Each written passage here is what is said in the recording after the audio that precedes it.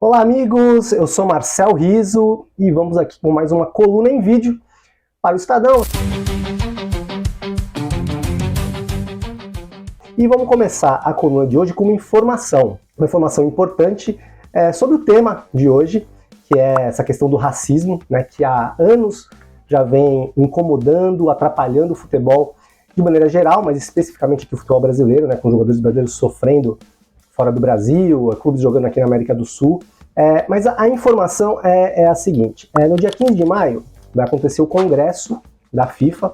Né? Anualmente a FIFA se reúne com todas as confederações para aprovar as contas do ano anterior, para aprovar o orçamento do ano seguinte e para tratar de temas relacionados ao futebol. São aprovadas sedes de Copa, entre outras coisas. Por uma coincidência ou não, né, já que a gente está tratando do tema racismo e aqui na América do Sul isso aí está muito evidente, muito forte, o Congresso da FIFA esse ano vai ser em Assunção. Próximo a Assunção, na verdade, na cidade de Luque, na Grande Assunção, ali, região metropolitana da capital do Paraguai, na sede da Confederação Sul-Americana de Futebol, da Conmebol.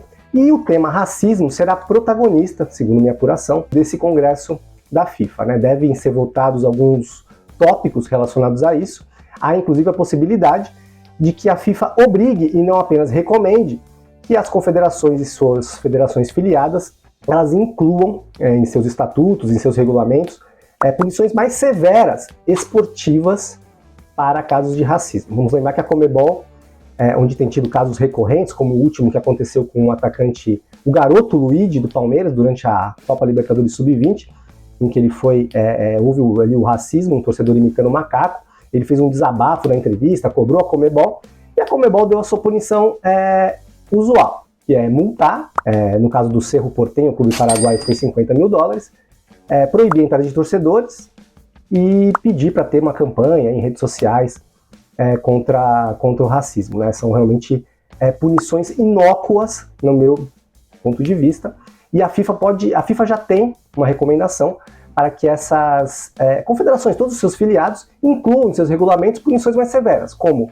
perda de pontos, rebaixamento e até exclusão de campeonatos. O Palmeiras pediu a exclusão do Cerro Porteño, mas na prática o regulamento da Conmebol não prevê uma expulsão em caso de discriminação, né? Que a gente inclui racismo, xenofobia, misoginia, homofobia, enfim, todos esses casos não prevê uma punição como exclusão de campeonato. Prevê multa, prevê jogar com o portão fechado, até tem lá uma parte do artigo que diz que outras punições podem ser aplicadas, mas nunca foram. Então a FIFA, nesse congresso, o tema racismo vai ser protagonista, né? Até a Conmebol quer que seja, né? A Conmebol quer mostrar que está fazendo alguma coisa a respeito. Eu acho importantíssimo ter a punição desportiva nesses casos de discriminação. Né? Aí você vai perguntar, muita gente é contra, muita gente acha que só deve se punir o CPF, né? Enfim, a pessoa física, a pessoa que cometeu o ato, cometeu o crime. Concordo, essa pessoa tem que cumprir penas, tem que ser processado, tem que ser julgado, e caso seja condenado, cumprir penas. Mas a gente também tem que entender que em outros países a legislação não é como o Brasil. Né? O racismo não é considerado crime grave como acontece aqui no Brasil. Então a punição desportiva acaba sendo fundamental para uma educação desses torcedores meio à força, digamos assim, para que parem de fazer isso. Eles não vão deixar de ser racistas, mas vão parar de cometer atos racistas em jogos de futebol. E aqui, guardadas as devidas proporções, para mostrar como eu acho que punições desportivas funcionam, e aqui deixar claro, guardadas as devidas proporções, não estou elencando aqui com relação à gravidade dos atos, mas tem duas situações que aconteceram, uma no futebol nacional e outra no futebol internacional, que mostra que punições desportivas podem funcionar. Quem é um pouquinho mais velho como eu, da minha idade, lembra que lá nos anos 1980, 1990, objetos eram arremessados em jogos de futebol aqui no Brasil aos montes. Né? Você ia em jogos, eram chinelos, eram radinhos de pilha, eram garrafas. Né? Sempre acontecia esse problema. E como que foi solucionado? Ou parte solucionado, porque hoje diminuiu muito.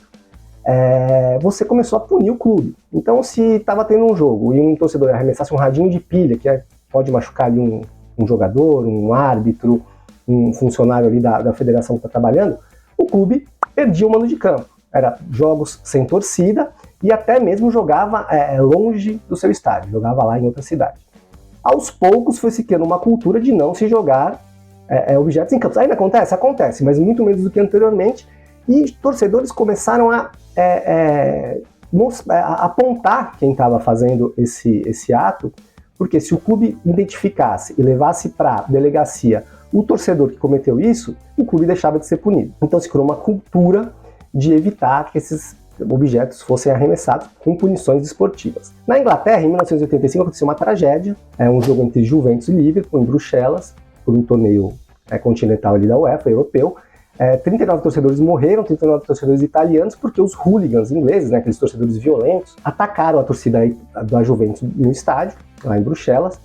Houve ali um tumulto, torcedores querendo fugir, aí teve torcedor morrendo ali sufocado, esmagado.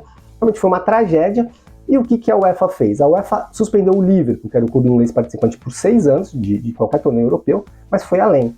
Todos os clubes ingleses ficaram 5 anos sem poder participar de competições europeias. E aí você vê, o Liverpool, foi os torcedores do Liverpool, mas isso foi estendido a todos os clubes ingleses, até porque teve uma movimentação de clubes, até de governos de outros países, falando que não jogariam contra clubes ingleses por causa daquela tragédia, daquele absurdo que aconteceu em Bruxelas. Então, isso resolveu ali a situação dos hooligans. Ainda existem hooligans, mas hoje a Premier League, que inclusive esse período que os ingleses ficaram fora dos torneios europeus, foi ali um embrião para que a Premier League, que hoje é a principal liga de clubes, a liga mais milionária, a liga, enfim, que tem os principais jogadores, talvez a mais bem organizada, com essa punição. Claro, ainda existem os hooligans, mas você não vê em partidas da Inglaterra, ou mesmo quando clubes ingleses viajam, essa questão da violência. E eu acho que na questão da discriminação, e do racismo especificamente, precisa ter a punição desportiva. Você precisa punir, você precisa tirar ponto, você precisa rebaixar, você precisa excluir do campeonato.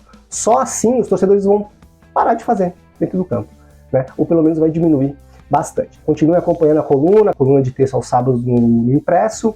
Durante a semana também vai ter uma coluna exclusiva no site. E é isso, pessoal. Até a próxima.